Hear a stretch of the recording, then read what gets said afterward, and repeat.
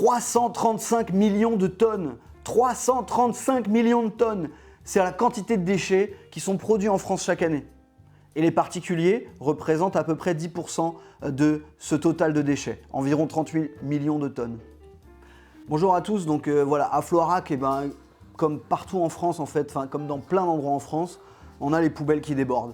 On est en train d'être enseveli par des poubelles. C'est assez incroyable. Et moi je me disais au début, bon c'est que dans notre ville, etc. Non, c'est dans plein de villes en France. Et par exemple à Floirac c'est le cas, les poubelles débordent. Et au lieu de régler le problème en augmentant la taille des poubelles, en augmentant les collectes, en recrutant davantage de personnes pour nettoyer les rues, il y a tout le contraire qui se passe en fait. Et à Floirac par exemple, dans Bordeaux Métropole, récemment, le 20 janvier, on a vu qu'il y a eu une réduction des collectes. Donc il n'y aura plus qu'un passage pour ramasser la poubelle noire au lieu de 2 dans la plupart des endroits.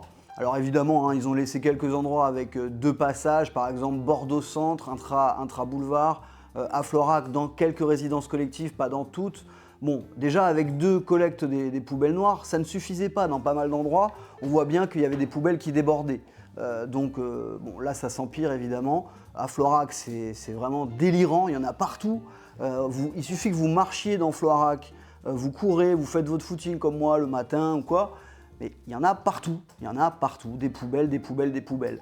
Et donc au début, l'argument des autorités locales, c'était de dire les gens sont sales, les gens sont inciviques, etc. pour se dédouaner, pour se défausser. Mais la réalité elle est tout autre. La réalité c'est qu'en fait, il y a beaucoup de poubelles qui débordent et qui ensuite vont se répandre dans les rues parce que y a des chats qui ouvrent les sacs poubelles, parce que quand il y a du vent, ça s'envole, parce que quand les poubelles sont pleines à craquer et que les éboueurs viennent pour ramasser les ordures, vont renverser la poubelle dans la benne à ordures. Parfois, il y en a un peu qui partent sur le côté, ils doivent aller très vite, boum boum, et donc il y a quelques déchets qui restent. Au final, le problème n'est pas réglé, loin d'être réglé, et il s'empire. Et on a bien vu que les autorités locales, qu'on a alertées avec une pétition qui a rassemblé plusieurs centaines de signatures en quelques semaines, quasiment 500 signatures, on voit bien que ça ne fait pas bouger les choses en fait. Alors on s'est battu avec Marilyn, notamment Pujalon, qui m'a beaucoup aidé, avec le collectif Pour Floirac, on s'est battu pour avoir plus de poubelles, par exemple à Dravemont. Donc on a fait plein de photos, des vidéos, ils ont fini par rajouter des containers à Dravemont, mais il n'y a pas qu'à Dravemont qu'il y a un problème. Donc bref, tout ça pour vous dire qu'aujourd'hui on a affaire à Bordeaux Métropole, la ville de Floirac et les autres villes à côté, Senon, Lormont, c'est pareil. Vous vous baladez dans ces rues, c'est inadmissible le nombre de déchets qu'il y a le long des trottoirs, dans les chemins verts, etc. Nous on en a marre. Et on veut régler le problème. Et il y a des solutions pour régler le problème. Il faut arrêter de prendre les gens pour des idiots, de dire que finalement c'est la faute des autres. Non, il y a des problèmes et les personnes qui sont aujourd'hui en responsabilité ne veulent pas prendre le problème à bras-le-corps. Eh bien nous, on a décidé de prendre le problème à bras-le-corps, déjà par des actions concrètes. Dimanche dernier, on était une dizaine, on a ramassé 3000 déchets en 2 heures. En 2 heures, un dimanche matin, 3000 déchets. On a pu faire à peine que peut-être 5 ou 6 rues. C'est délirant le nombre de déchets qui pourrissent notre environnement, qui nuisent en fait à l'écologie et qui posent un vrai problème de salubrité et de bien vivre. Comment vivre bien, comment être bien dans son quotidien si à chaque fois que vous baladez dans la rue, vous avez des déchets qui jonchent les rues. C'est pas possible. Et ça donne un très mauvais exemple à la jeunesse. Il faut justement inciter à la jeunesse et pas que, mais il faut que notre environnement soit propre parce que ça incite à ce que tout le monde respecte la nature et soit propre ensuite. Donc désolé, il y a quelques petits bruits de bébé, c'est normal, il y a ma fille qui est derrière à côté pour participer un peu à cette vidéo. Plus sérieusement, quand on regarde le problème en détail, les déchets c'est central en fait dans une société parce que une société qui n'arrive pas à gérer ses déchets, elle finit par s'autodétruire parce que les déchets c'est de la pollution, c'est des maladies, c'est une incapacité finalement à pouvoir vivre sur le temps long, à créer une société pérenne. Donc la gestion des déchets c'est fondamental et on a un vrai problème par rapport à la gestion en France, à Floirac évidemment, dans Bordeaux Métropole, mais en France plus globalement, il y a une loi qui a été prise en 2020, la loi AGEC, pour justement essayer d'aller vers une économie circulaire, limiter l'obsolescence programmée, essayer de mieux de réduire nos déchets. Alors figurez-vous que pour réduire les déchets, eh bien, ils ont mis en place un système complètement kafkaïen, un système qui ne fonctionne pas d'ailleurs et qui repose en fait sur les consommateurs. En fait, les industriels qui sont à l'origine des déchets, de nos déchets, parce que ce sont les industriels qui créent des emballages, des suremballages. Vous achetez un paquet de gâteaux, dedans il y a 3 paquets de gâteaux, il y a 10 emballages différents. On voit bien que tout ça, c'est pas de notre faute, c'est la responsabilité. Si on veut régler le problème, il faut aller chercher les modes de production, il faut modifier les modes de production et imposer des nouveaux modes de production qui sont moins producteurs de déchets. Par exemple, donc, les industriels qui fabriquent dans l'agroalimentaire, mais on a aussi le transport. Hein. Aujourd'hui, la vente en ligne, ça explose. Donc on a beaucoup de transport de marchandises pour des particuliers notamment. Et à chaque fois que vous commandez le moindre truc, le moindre petit objet sur Cdiscount, pour citer le Amazon français, Cdiscount, eh bien vous avez pour un tout petit objet tout de suite un gros carton avec dedans du papier pour essayer d'éviter que l'objet bouge à l'intérieur du carton. Enfin bref. C'est complètement absurde, tout ce déchet, tout ce gaspillage en fait de ressources naturelles, parce que à l'origine de ces cartons, c'est surtout des ressources naturelles qu'on gaspille et qui finissent ensuite dans nos poubelles et qui ensuite doivent être triées, et ça coûte extrêmement cher à notre collectivité, à l'ensemble des Français, de gérer tous ces déchets. Donc évidemment, aujourd'hui, cette loi, elle n'incite pas du tout les industriels à diminuer leurs déchets, à modifier leur mode de production.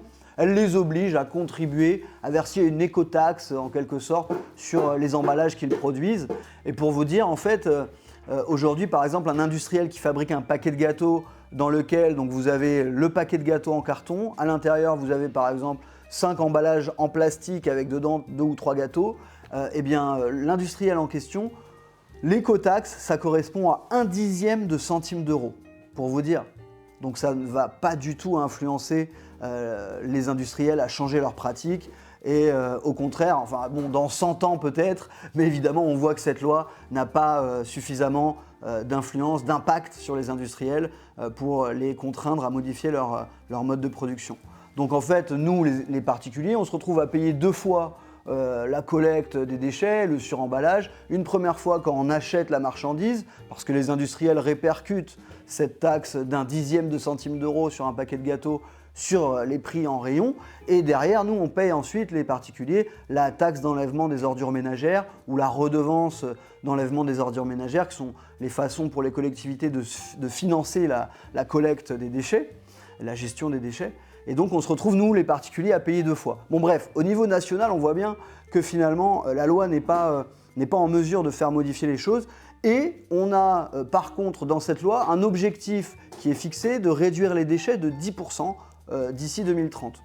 Sauf que, comme je vous l'ai dit, il n'y a pas véritablement d'influence forte, de contraintes exercées sur les industriels qui fabriquent des produits.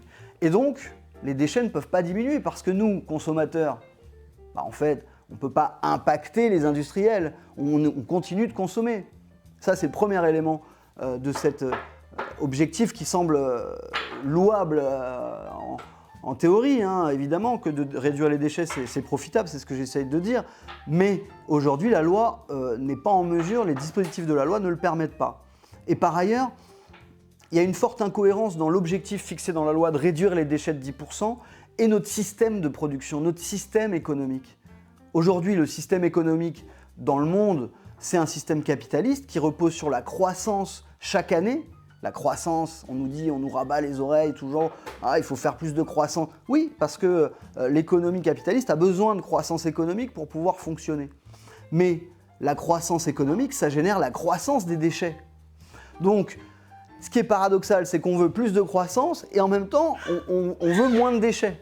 Et entre-temps, on ne crée pas de contraintes sur les industriels. Désolé pour les petits bruitages, c'est ma fille qui aime bien papoter. Elle a que 11 mois, donc elle est bavarde. Par ailleurs, voilà, donc à Floirac, nous, on a décidé de se mobiliser parce qu'on estime que les collectivités prennent le problème au mauvais endroit. On estime que les collectivités comme à Bordeaux Métropole, à Floirac par exemple, qui décident de réduire la collecte, qui décident de finalement faire peser une contrainte sur les particuliers pour atteindre l'objectif de réduction des déchets et pour faire quelques petites économies, on estime que cette politique-là elle n'est pas bonne, elle n'est pas juste, elle n'est pas efficace. Et par ailleurs, les économies réalisées par les collectivités sur la réduction de la collecte à Bordeaux, par exemple, là, et dans toutes les villes de la métropole, sachez que passer de 2 collectes à 1 collecte par semaine, des poubelles noires par exemple, ça fait économiser à la collectivité 2 € par an et par habitant. C'est-à-dire une somme qui est ridiculement faible par rapport à l'ensemble du budget de la collectivité. Par exemple, à Florac, ça correspond à peine à 0,01% du budget. Donc c'est absurde. Et enfin, je terminerai quand même pour dire que... ah oui. Tu peux rappeler d'où vient ce chiffre? Le chiffre vient de Citeo, Citeo qui est l'éco-organisme justement, qui a été mis en place par la loi, un des éco-organismes qui récupère les taxes auprès des industriels et qui essaye d'organiser la filière de gestion et de tri des déchets. Citeo nous dit que ça permet d'économiser 2 € par an et par habitant, et à Florac, c'est une somme qui, si on le met à l'échelle de la ville, est infinitésimale, c'est 0,01% du budget à peine, donc c'est ridicule par rapport à l'enjeu de ce service public, parce que la collecte et la gestion des déchets, c'est ce que je disais en introduction, c'est central dans une société, et il faut être capable de gérer ça correctement, qu'on puisse vivre dans une ville propre. Donc nous, on a décidé de se mobiliser, on a fait une pétition depuis le mois de décembre. Désormais, on est organisé au travers d'un collectif, le collectif pour Florac. Et on a décidé de présenter une liste aux élections municipales parce qu'on veut pouvoir changer les pratiques et on veut vivre dans une ville propre. Et il y a plein d'autres choses à dire sur la gestion de la ville de Florac et sur les projets qu'on veut porter, des projets pour une ville solidaire, une ville écologique et une ville participative. Comme ce qu'on voudrait d'ailleurs pour notre société dans son ensemble. Donc écoutez, si vous avez des commentaires, des remarques, je serais ravi de pouvoir y répondre en commentaire. Sachez qu'on travaille le sujet, on va continuer de se mobiliser pour aussi aller sur le terrain, pour continuer de ramasser les déchets, puisque finalement la collectivité ne le fait pas convenablement, donc on prend les choses à bras-le-corps et on essaye aussi de s'engager au-delà des pétitions et des tracts, on essaye aussi d'aller agir sur le terrain pour nettoyer la ville, parce qu'on veut vivre dans une ville propre. À très bientôt.